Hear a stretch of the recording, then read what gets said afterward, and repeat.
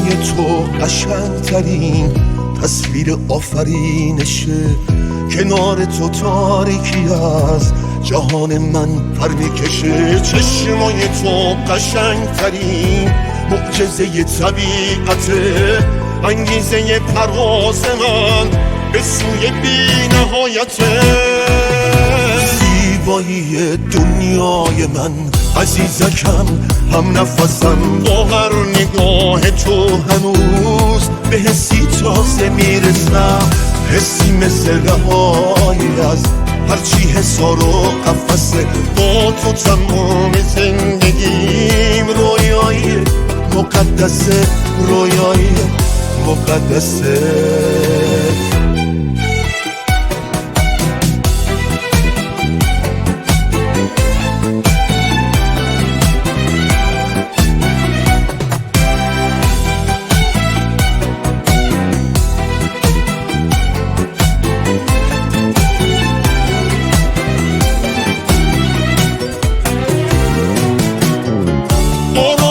همیشگی شده تو نگاه تو، نگام کن و آتیش بزن شبای بی ستارمو.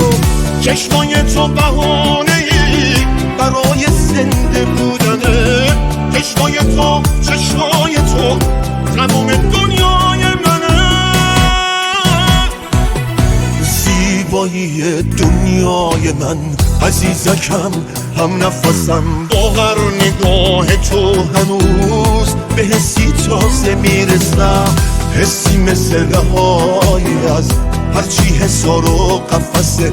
با تو تمام زندگیم رویایی مقدسه، رویایی مقدسه.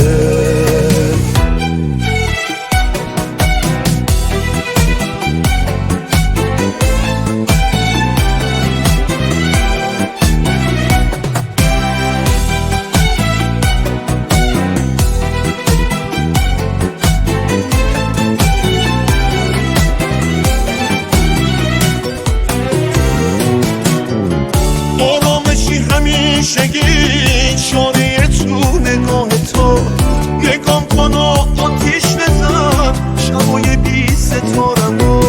چشمای تو بهانه ای برای زنده بودنه. چشمای تو تمام دنیای منه. زیبایی دنیای من عزیزکم، هم نفسم با هر نگاه تو هنوز به حسی تازه میرسم. حسی مثل رهایی از هرچی حصار و قفسه. با تو تمام زندگیم رویایی مقدسه، رویایی مقدسه.